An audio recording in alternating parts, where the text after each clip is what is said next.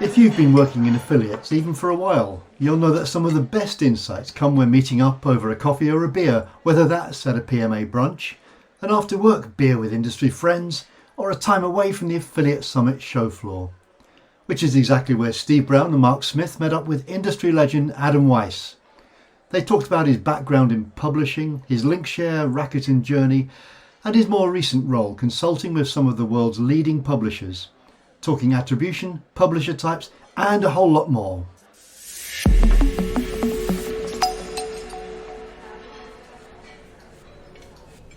Can you introduce yourself, please, Adam? Because so many people in the industry know you, but actually you've obviously worked at Rakuten, and it's interesting to know what you did before coming into the industry. So it'd be lovely to have a bit of an introduction, please. Sure, thanks for having me, Steve. I've been in the affiliate industry for, 20 years-ish. And like you said, I spent the majority of my time at Rakuten, and the last 5 years, just about, I'm pushing 5 years of doing my own thing, consulting, advising, coaching in the affiliate space, specifically on the publisher side of the business. Before Rakuten, I worked at About.com for a little while, and which is now essentially Dotdash Meredith, but this was a long time ago. And before that, I was at a company called 24/7 Media, which is part of, I can't even remember anymore, part of one of the big holding companies now. It was the display advertising business. Correct. Yeah. I'm going to guess at Dentsu, but I remember it well. It's a long time ago, 24/7 Media. Yeah. So that was pre-Rakuten. Even way before that, I actually started my career in publishing at Simon & Schuster. Oh, really? Pre-internet days. So, on the marketing side of publishing, so actually, like in the copyrights department there, it has nothing to do with what I was doing. I think I had, it's a good place. At that point in my career, I just finished college, and it was like, here was a job that was relatively close to where I was living, and it gave me an opportunity to kind of get some exposure into just big company working world. And then, like I said, it's pre-internet, and I saw that's where my sort of interests were being directed, and I was fortunate to land at 24/7 with minimal online marketing experience, if any, and then it sort of all took off from there. But that was the amazing thing. In those days, no one really had internet experience. So correct. It was if you were prepared to take a punt, you could do something interesting. Yeah. 24/7, if I remember rightly, grew like billion, and was one of the leaders of display advertising. It was. And then a lot of display advertising just sort of withered over how many years, a decade, and then became RTV, really, didn't it? Yeah. This was way pre-RTV. Yeah. But it was a good experience, definitely good. So you ended up, if I remember rightly, essentially running Rakuten in the US or globally? In the US. There was a lot of overlap with the other regions, but yeah. I did a lot of things before I was running the North American affiliate business, but yeah, for my last almost 4 years, I think, at what was, I think then we were Rakuten Linkshare, Rakuten Advertising, I forget, I changed the name a lot, but always Linkshare in my heart. Was the general manager of North America. Okay, and the domain that Rakuten still uses is Link Synergy, so the legacy to the old Linkshare days. It lives on. Yeah. So what's interesting is we've got 3 people here who have all run networks. So I don't know whether you know Mark ran Affiliate Future in the UK. I obviously ran Bayat, and you've obviously run Rakuten. And I think people don't realise how difficult it is to run a network and the competing challenges that you have on your time as a business leader in what is actually quite a complex industry, although it can be very, very simple to describe in one sentence, where publishers get paid a commission for referring sales to advertisers. But beneath that, you've got technology, you've got people, you've got sales, you've got account management, and then in affiliate marketing, you're reliant on the rules that browsers set for you, the rules that legislators set for you. And I think it's now is quite a challenging period, in my mind, for people who are at the very top of the business, who are having to make very difficult decisions to what do we do about setting tracking with consent platforms, what do we do about the fact that Apple and Google essentially make their own rules for how cookies work. I'd be interested if you could share some of your thoughts about some of the difficulties that people running networks have at the moment, and therefore how people should be sympathetic to them and actually also help them. So how should publishers recognise the difficulties of networks? How should advertisers recognise the difficulties of networks and work collaboratively? Well, that's a lot to unpack. It is. From where I sit today, there's complexity to every part of this business network, whether you're a publisher, an advertiser, an agency, a network, a third-party technology, if you will. There's a lot of complexity to it because there are so many different stakeholders in the relationship at the end of the day. So there is a lot to consider. And from the network perspective, and candidly, it's been a while since I've sat in that seat, but you do have to think about all sides of the equation. I always think of the network as sort of, if you were looking at a map of a highway system, it's sort of that interchange in the middle where everyone gets off and on. Absolutely. And I think working at a network, I've always felt that I was fortunate, maybe even lucky, to start my affiliate career at a network, because you really sit at the sort of nucleus of everything that happens. Yeah, and I talk about being the roundabout of the industry. I still have to think sometimes, is the publisher the customer or is the publisher the supplier? Yeah, it's true. Like, you know, everyone, I think, thinks about that a lot. At the end of the day, everyone's a customer, right? Yeah. You got to balance all sides. And then even from a network perspective, you have agencies and you have other technologies that are helping your publishers and advertisers that you need to potentially integrate with as well. So you got a lot of customers, maybe constituents, who you have to consider when you're pulling their I'm going to correct your statement. It's a lovely one-liner. Publishers get paid eventually for the sales of their direct to advertisers, and I think one of the biggest challenges in this market is when you compare it to other advertising channels, the payment routes are, let's say, deferred in many cases. I mean, you hear of crazy things like 120, 150-day payment processes, and it must be very hard, therefore, for some publishers to really invest into this business. I mean, you're now consulting with publishers. Is that something you see improving? Is it something you see that's a barrier to this market? I think it depends on the size of the publisher and what funding they have to be able to support it.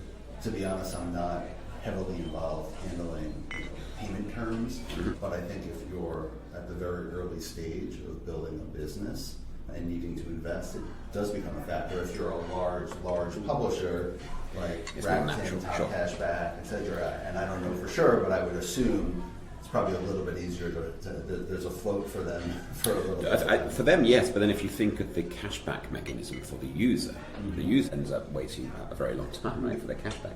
So it's an interesting challenge in the industry that's not being resolved. But I think as a network, you've got some very dominant suppliers who get quite vocal about issues that they don't necessarily understand. A lot of the suppliers, the publishers, who say, well, why doesn't tracking just work? Why can't you just pay us on time? Why do commission rates change at a moment's notice and we've got to suck it up? And actually, when you run a network, you sort of know some of the answers to those, but sometimes you don't want to be too honest with the answer, because part of it relates to who your customers actually are, the advertisers, and partly it's down to advertiser inadequacy at times, and the advertisers not appreciating the complexity of the channel either. Yeah, I mean, I think to your point about tracking working, payments on time and such, I think what it really speaks to is fragmentation in the industry, and that you're dealing with, the tracking, although it certainly can vary based on an implementation with an advertiser, it makes it that much more complex for the publisher to understand this advertiser is on real-time reporting and this advertiser is on some type of server-to-server or API-based reporting, or this advertiser reports on ship date and this advertiser is travel, so they report on consumption of a rental or a booking or something. So having to sort of manage all that as a publisher becomes very complex, and given the fact that just every advertiser is different, I don't know if there's one fell swoop where you could have a solution across the board, but you have options, and then you need to understand what those options are. Yes, so that's interesting. So in the UK, there's a network optimised focuses on finance. And I do wonder whether they therefore succeed in getting their clients to have more consistent terms for that industry because they're known for that and they can put a more coherent voice back to their advertisers because their publishers are sort of more consistent in what they want to do. Yeah, I'm not familiar with them, but it sounds right. Yeah. It sounds like it should be, and I think also other complexities when you think about financial services come into play, compliance, what's shown on site, updating of content, things like that become really important as well, on top of tracking. Yeah. It's actually a really, really interesting point that Adam made. So if you think about travel, and travel broadly, the risk is completely with the publisher in performance marketing. In other words, when somebody books a travel for 6 months' time, you'll get the money following consumption, not on booking. So the lapse time between booking and payment, not that I want to focus just on payments, but it's where the risk lies. So there's literally an 8, 9, 10 month lapse, a lag here. If you think of other advertising channels, the risk rarely sits with the publisher alone. So in other words, if I book media or if I use CPC or anything else, then the risk is very much balanced. They may not pay, they may go bust, but I know what I'm getting, I know when I'm getting it. In theory, I've invoiced, I get on 30 days or whatever I do. And I think that's one of the challenges that remains inside of this industry. I'm focusing on publishers a little bit, partly because where Adam has ended up. But I think it's one of those things that we talk around, but we don't talk about. In other words, people know it's there, we know it's a challenge. The industry isn't set up to necessarily take any risk burden. It broadly sits with the publishers. I think yes and no, because I think two things. I think the risk is also driven by the economics, right? And there's the opportunity to do things like CPC in our space as well, where that sort of helps balance out the risk as well. And then also, if a publisher doesn't get paid, they hold the keys to say, all right, if I'm not getting paid, I'm going to promote your competitor, or I'm going to promote somebody else as well. So there are levers on both sides. Agreed, but there's still a time frame here, right? So especially in travel. So if I'm a big travel company and I want to promote on TV, or if I want to promote and do tenancy, or want to promote with CPC, then the fee is clear and is paid in the relative time frame. If I book a flight through my cashback system, as a user I have to wait until I've consumed it, which seems fair enough. But for the publisher now, they are taking all the risk if that doesn't go ahead, or if they've got to wait 10 months and their user gets a little bit irked, so why have we got to wait for this for so long? I do agree there's other things they can do to mitigate, but the industry itself is set up like this. I think the time when what you're talking about was very evident was January 2020, when publishers had done a lot of promotion of travel for travel in the summer of 2020.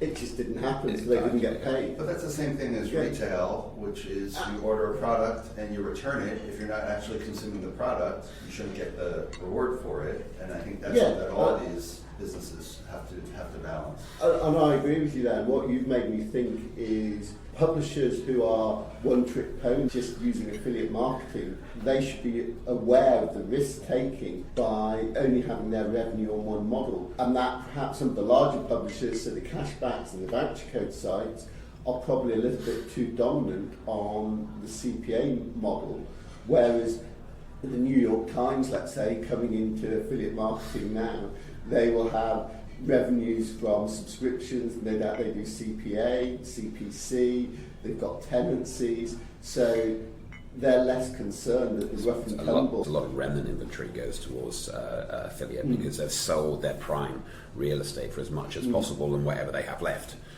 Give or take a few great advertisers, of course. And so perhaps the question to pose then is some of the challenges of the affiliate industry, because too many of the large players are dominant on just the CPA model, and therefore they demand the CPA model sometimes to have unrealistic terms associated with it.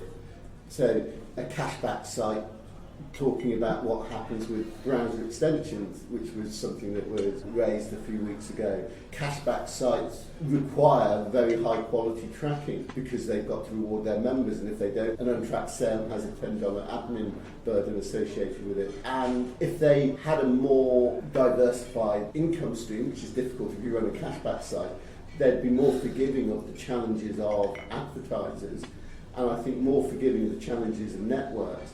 I guess this is where I think that networks sometimes are reluctant to talk about their challenges because it allows other people to sort of tease them open and say, well, that's not fair to us. And people don't necessarily want to open up that can of worms, and it allows challenges to fester.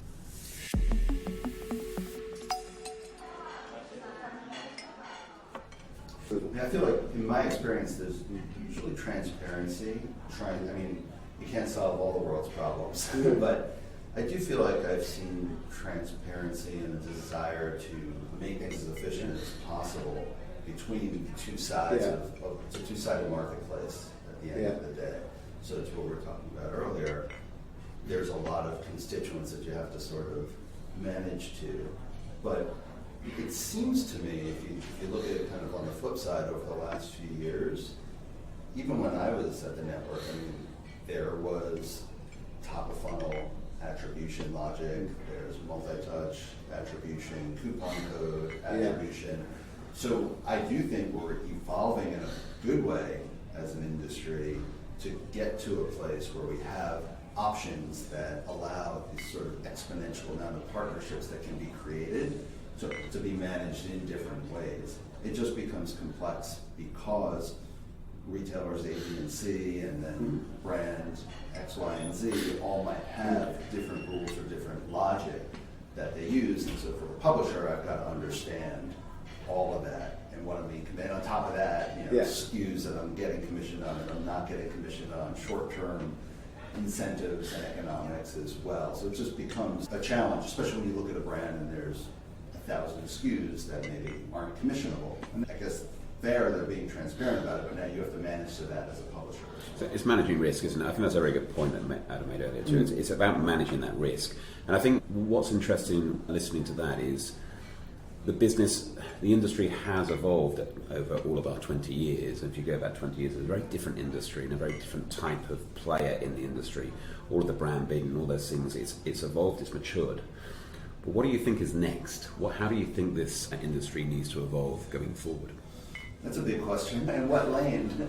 I guess from the publisher perspective, I think we've seen evolution in the types of models that are coming online, and I would expect to see more.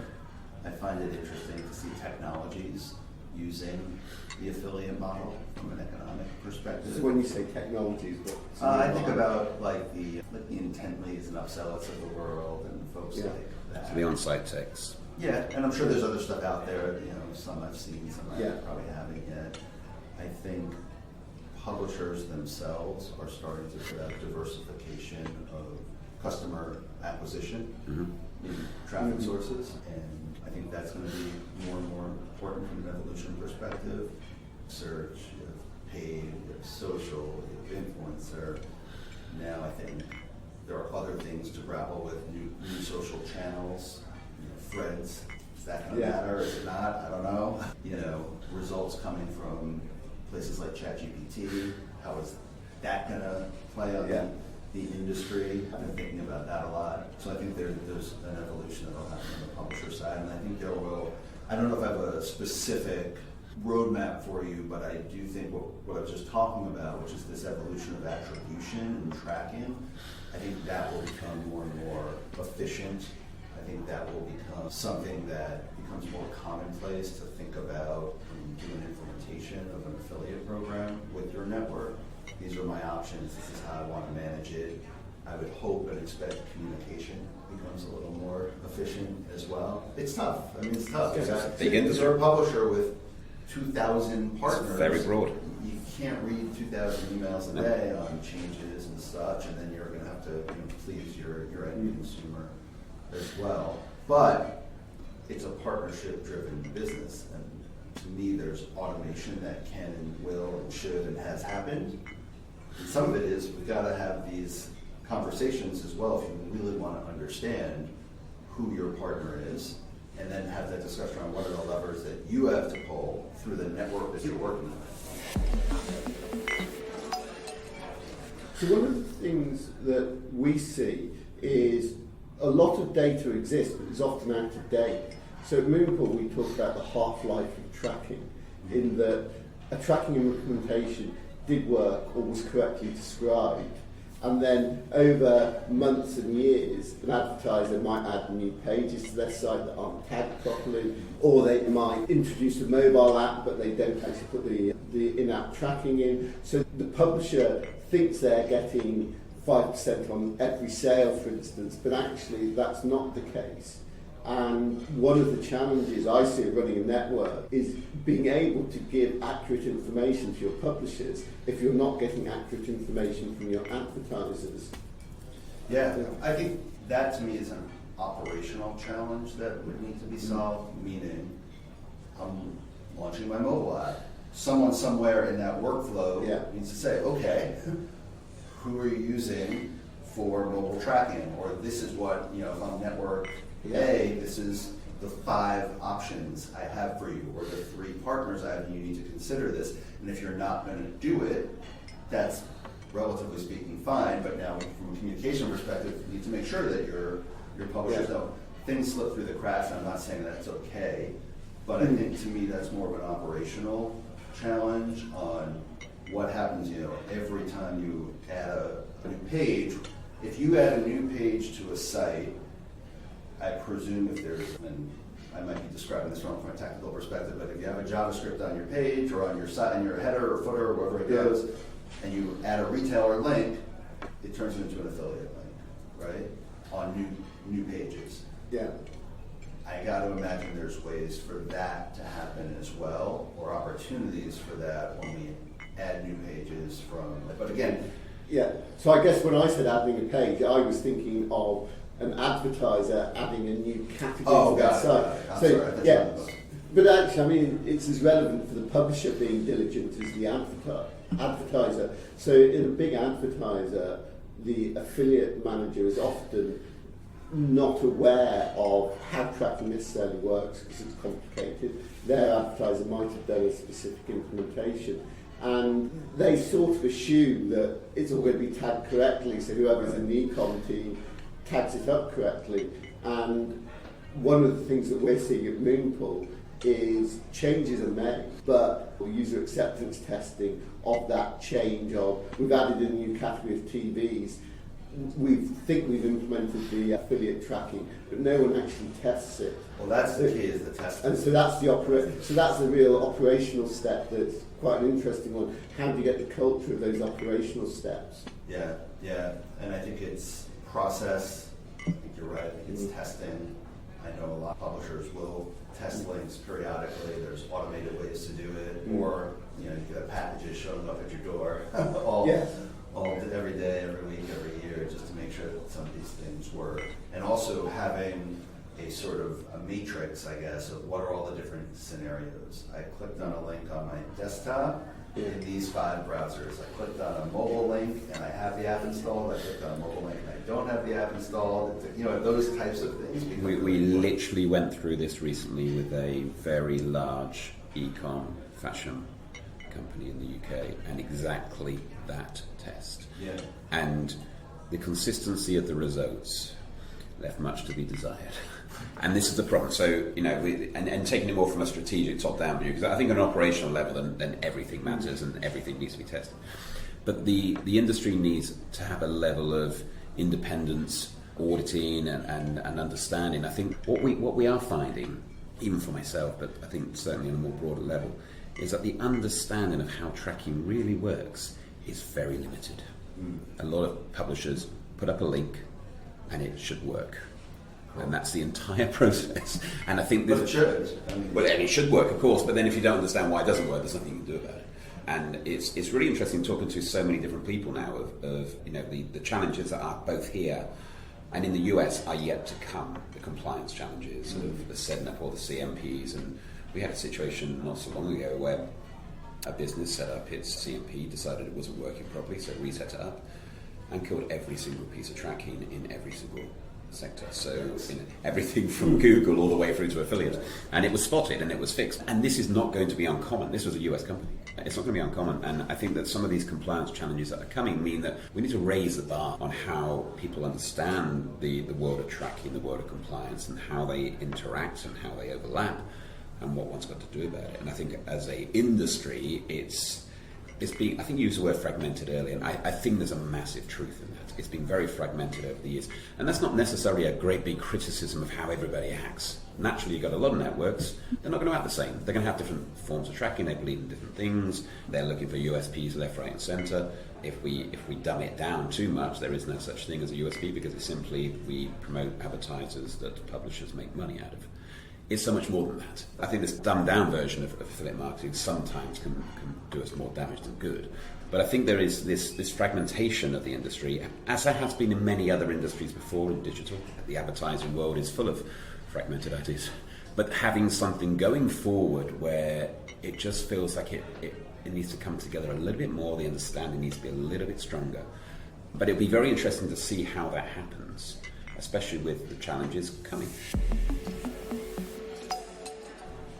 Yeah, it's a competitive market, so you have multiple providers with their own tracking methodology, and at the end of the day, for the brand or the retailer, they're going to choose the one that they think gives them the most flexibility, the most transparency, ease of installation.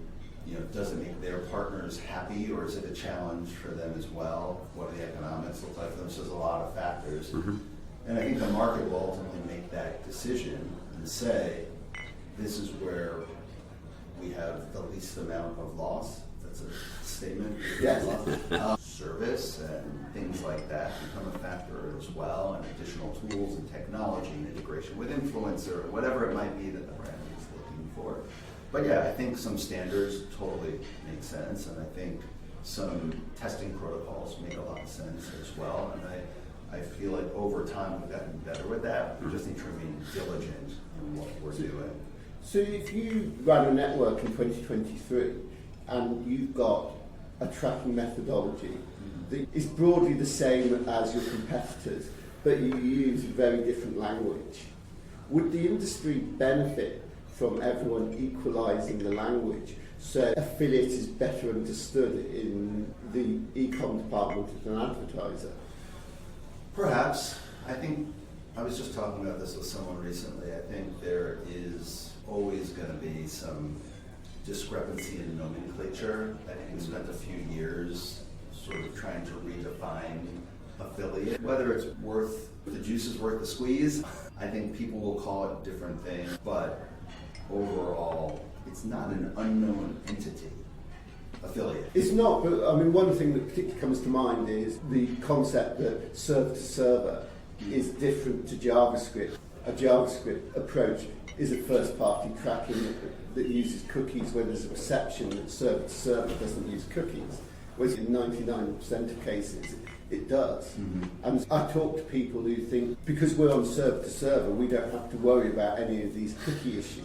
Mm-hmm. And if the industry had more consistent terminology of it is server to server setting a first party cookie, or it's JavaScript setting a first party cookie, over time there'd be a better understanding of tracking amongst affiliate managers and then their colleagues at advertisers.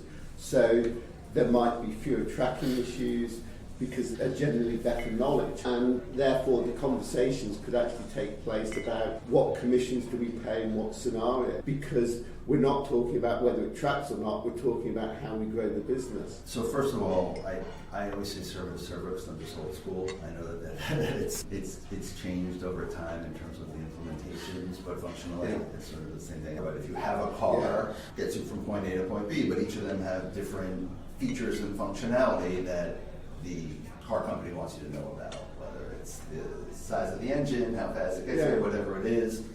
So but you just want it to work. If your car kept breaking down, you want it to work, but there might be specific things that you're looking for in it, and that's where the networks come in and say, well, ours does this, and maybe that's why they call it different things for product marketing. I think that the competitive point you raise is actually one of the challenges.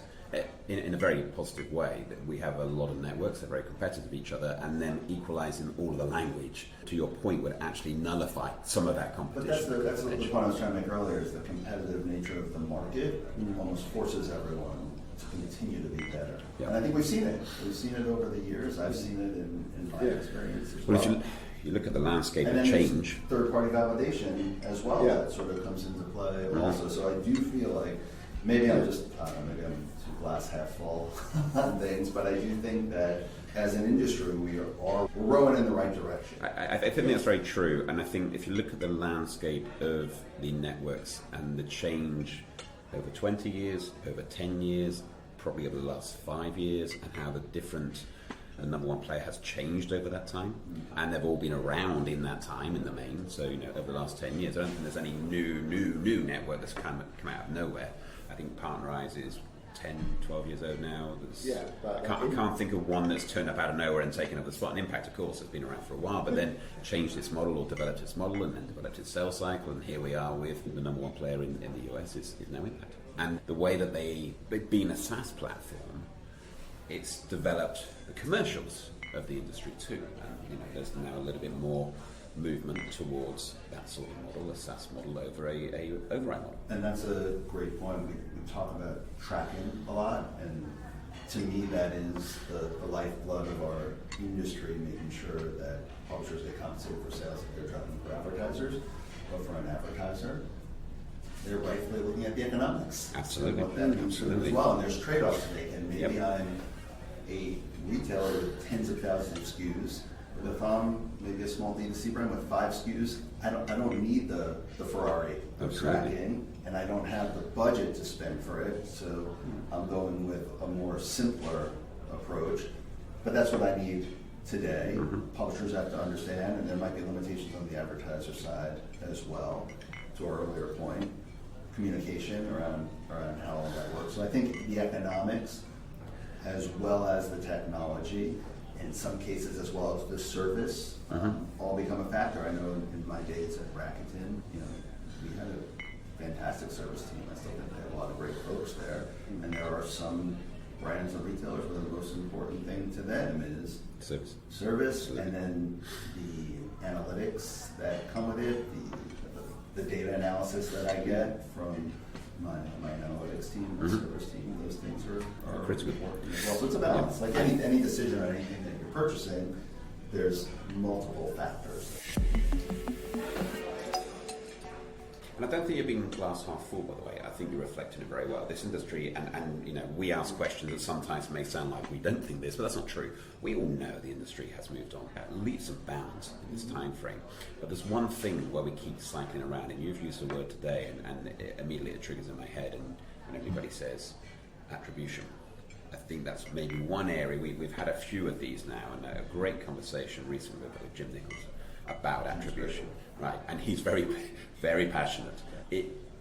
We're doing better. It is being better, but the last click alone is often part of the problem. And Jim made this really interesting point. I didn't think of it like this until I spoke to him. And he said, we don't actually get enough we don't get enough credit for what we do as an industry because we're only last click in most times. So actually, we may drive lots and lots and lots of traffic. We may drive lots of content and information, and then social nicks it. Maybe you could argue the opposite too, of course, but we actually contribute a great deal as an industry to a lot of brand positioning, a lot of brand awareness, a lot of the journeys that happen prior to the final sale. It could be driven in many ways by what a lot of affiliate does. And that attribution model hasn't yet quite cracked it. We haven't yet found the answer. And it probably needs to be independent of the networks, although I know that AWIN have theirs, and that's a very strong system. It's now inside of their platform. But I don't know, you've been around for so long, I'm sure, where attribution has been mentioned many, many times, and it's a bit like the year of the mobile. When it happens, we'll probably have missed it. It's already happened.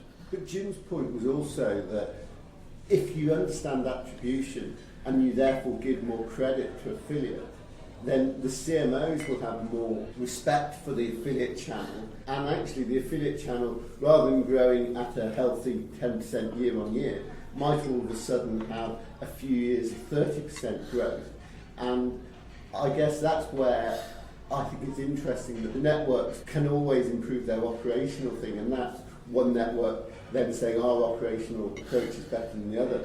But if all the networks got together and described the channel consistently and talked to CMOs saying, we want to talk about how this channel works with paid search, how it works with social, we're very happy for you to look at the maths of the channel.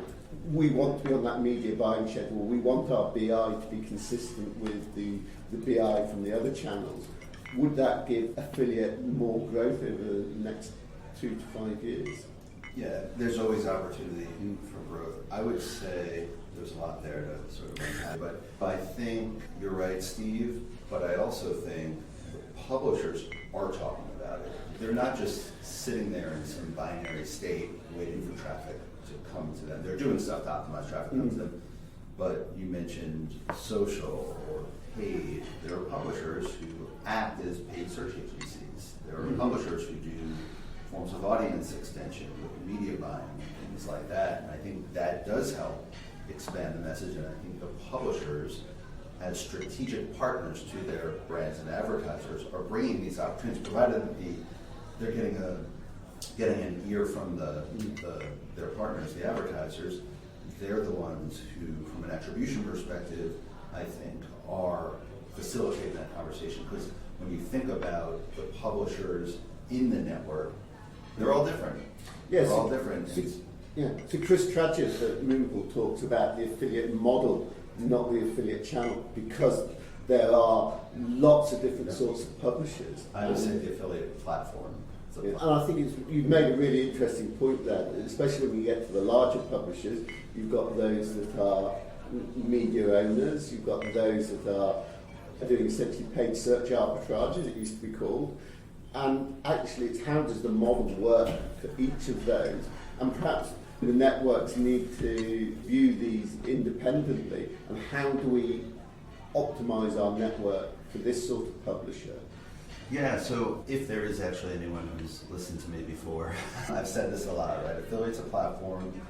You have multiple partner types on your platform. Each publisher is a strategic partner, and you treat it like a portfolio.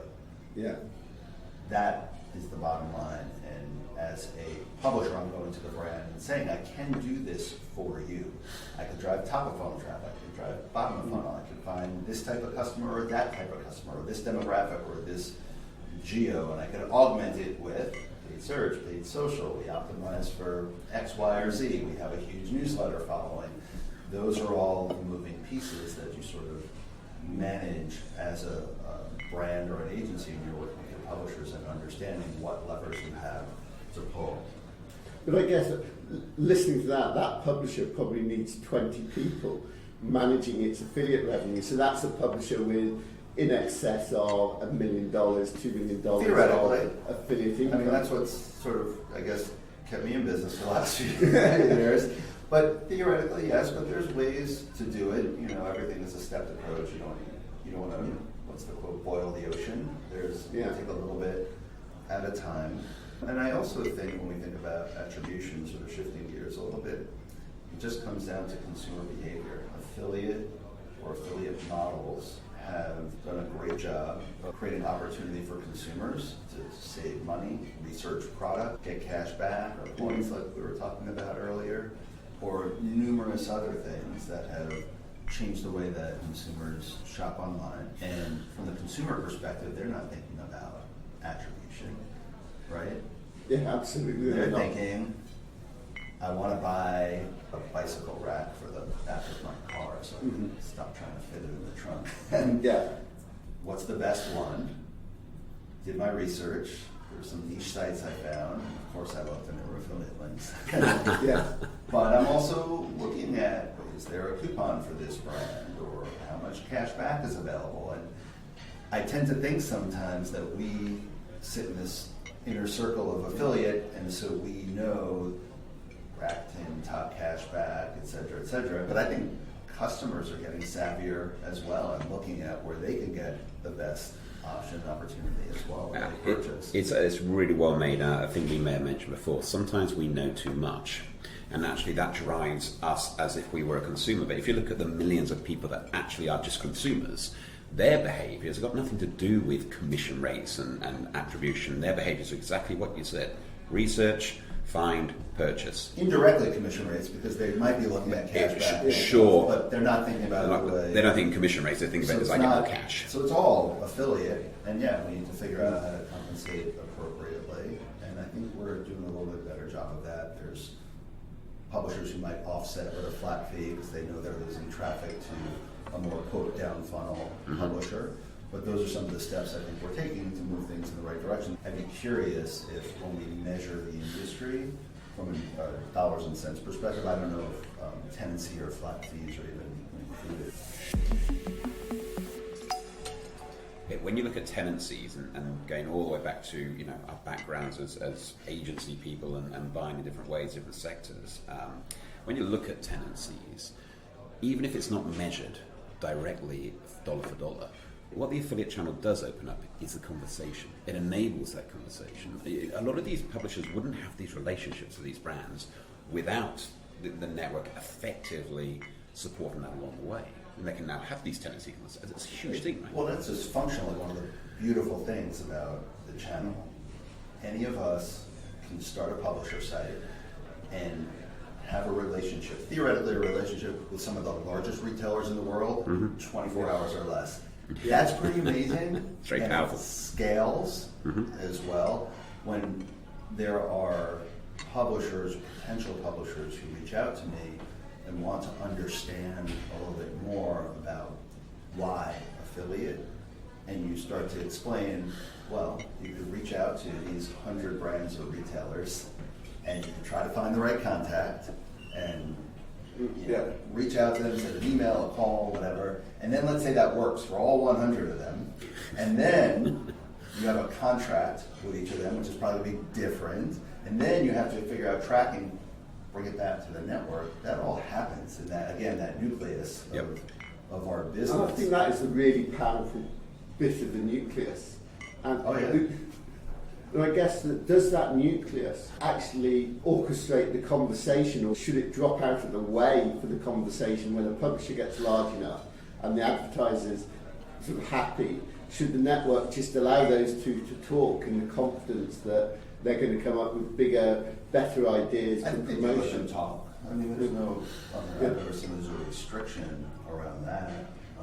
No, I guess I wasn't sort of meaning it from a restriction, but an encouragement and an acknowledgement that that isn't almost the network's role. The network, you did this nucleus with your hand, that the nucleus is the really important part. The physicist in there will talk about the electrons going around the nucleus. Is once I cannot do a science podcast. Okay. I'm going beyond analogies, please. But at what point should the affiliate model, the platform, say, this is what we can do efficiently? It becomes more efficient now just to let the publisher and the advertiser talk and come up with their own initiatives. Whereas I think some smaller publishers, certainly in the UK, feel it, having a conversation with a brand just doesn't happen. The brand doesn't respond to them, and even the network doesn't respond to them about wanting to talk to the advertiser. Depends what the service is, so right? In the SaaS models, and the service doesn't exist inside of the network, it exists outside of the network. Where it's more of the traditional models, if I may call it that, then yeah, I think there's probably people inside of the network where they try to orchestrate things. Yeah, I think it's a managed service within the networks, and for the SaaS platforms, usually have an agency, or to your point before, maybe you need a handful of folks on your team. But I think I always tend to think of the channel platform, whatever we're calling it, benefiting from increased transactional volume. The more transactions that we can get through our ecosystem, the better for everybody. The value of the channel, the recognition, if you will, that we get from CMOs, that rising tide lifts all ships if we can drive more transactional volume through the channel. To me, that's really where the opportunity comes to.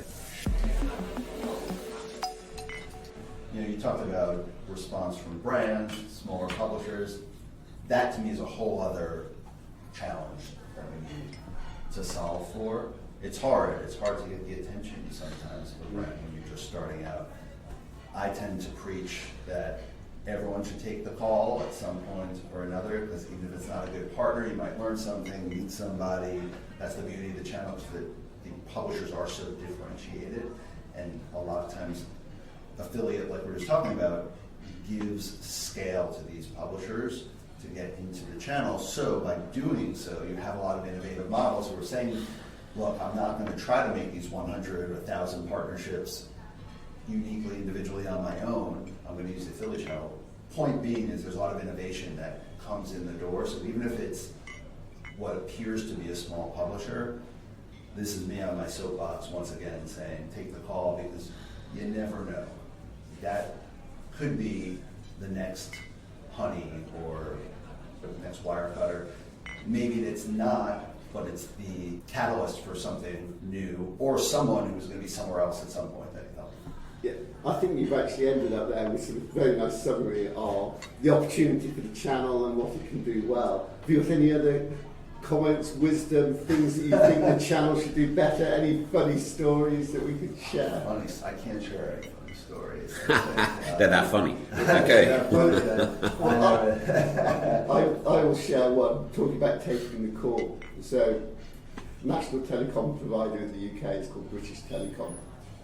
In my buyout days, affiliate networking, probably 2004, we got a call from British Telecom, sort of saying we want to up the game with our affiliate program, and was saying, well, what about your existing provider? I thought you were quite happy with them. They said, oh, they won't take our call, and it transpired that they thought it was about the actual physical phones in their office that the call was about, and we ended up winning a top 10 company on the back of answering the phone and taking the call. You never know, right? Yeah. I always tell people, a couple of years ago, I'll try to condense the story, but catching up with someone I knew who introduced me to someone else, said, hey, you should talk to this person. I spoke to that person, and there was no there, as they say, but it was just networking and meeting people, and then they introduced me to someone, which turned into a potential client,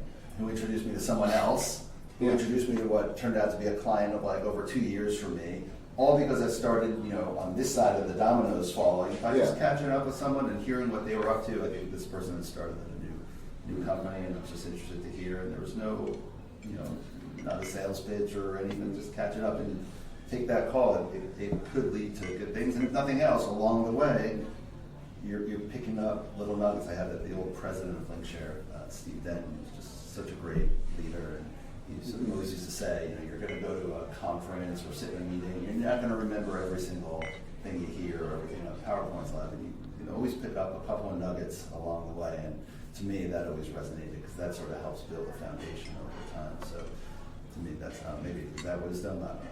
Yeah, Someone else's great wisdom. Yeah, I think that's I great. think I qualify. Someone else's great wisdom, but I would pass it on. Affiliate marketing is a people business. It is. It's Yeah. great. I love when you go to conferences and it's almost like a reunion of sorts. And Absolutely. In this room, former competitors working together now. It's great. Yeah, no, it's fantastic. I think on the basis it's a people business, we'll wrap up, and we're recording this at ASE, so we're all going to go and meet some more people. Awesome. Thanks for having me. Thanks, guys. That's great. Thank you.